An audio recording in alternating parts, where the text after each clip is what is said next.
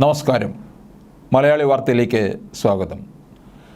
മന്ത്രിയായി ചുമതലയേറ്റ ആദ്യ ദിവസം തന്നെ ഗതാഗത മന്ത്രി KB ഗണേഷ് കുമാർ നടത്തിയിരിക്കുന്ന പ്രസ്താവന യാഥാർത്ഥ്യബോധത്തോടെ ഉള്ളതാണെങ്കിൽ കഴിഞ്ഞ ദിവസം വരെ ആ സ്ഥാനത്തിരുന്ന മന്ത്രിയെ നമ്മൾ എന്ത് ചെയ്യേണ്ടിയിരിക്കുന്നു എന്നുള്ളത് ആലോചിക്കണം. പുതിയ മന്ത്രി ഓഫീസിലെത്തി നടത്തിയ പ്രാഥമിക പരിശോധനയിൽ തന്നെ ഞെട്ടിക്കുന്ന വസ്തുതകളാണ് കണ്ടെത്തിയത്.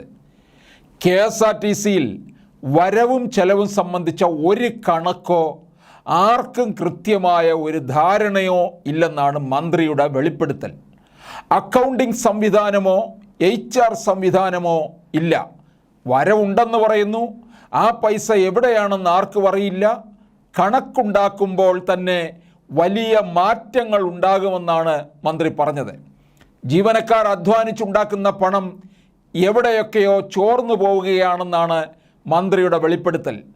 അങ്ങനെയാണെങ്കിൽ ഇതുവരെ മന്ത്രിസ്ഥാനത്തിരുന്ന ആൻ്റണി രാജു ആളൊരു വിരുദ്ധനാണെന്ന് പുതിയ മന്ത്രി പറയാതെ പറഞ്ഞു വച്ചിരിക്കുന്നത് KSRTCയിൽ ശമ്പളം കൊടുക്കാൻ പണമില്ലെന്ന് പറഞ്ഞ് വിലപിച്ചവർ ചേർന്ന് ഈ പണമെല്ലാം അടിച്ചു മാറ്റുകയായിരുന്നോ എന്ന് സംശയിക്കണം.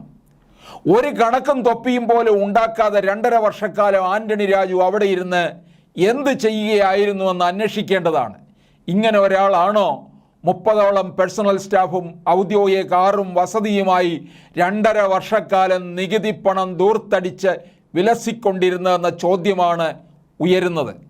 ഒരു പെട്ടിക്കടയുടെ കണക്ക് പുസ്തകമെങ്കിലും ഉണ്ടായിരുന്നെങ്കിൽ KSRTC രക്ഷപ്പെടുമായിരുന്നെന്ന് മന്ത്രിയുടെ പ്രസ്താവനയോട് ഇത്രകാലം ആ പദവിയിലിരുന്നത് വെറും ഒരുതരം നമ്മളെ പറ്റിക്കുന്ന തരത്തിലുള്ള ഒന്നായിരുന്നു എന്ന് തെളിഞ്ഞില്ലേ?